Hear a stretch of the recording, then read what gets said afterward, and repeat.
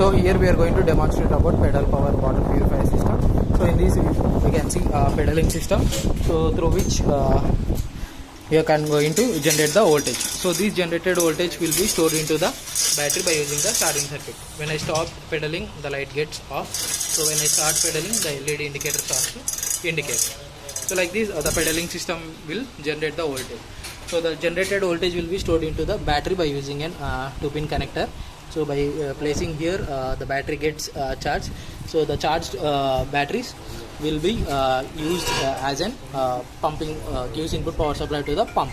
So this reverse osmosis pump is going to pump the outflow to the purifying section, so which consists of an segment and UFO and post carbon segment, so through which the purified water will be coming out. So this is an unused water from this point, and this is an input power water supply, and this is the purified water terminal.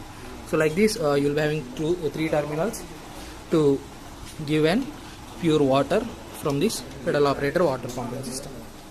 So this is how we will be making.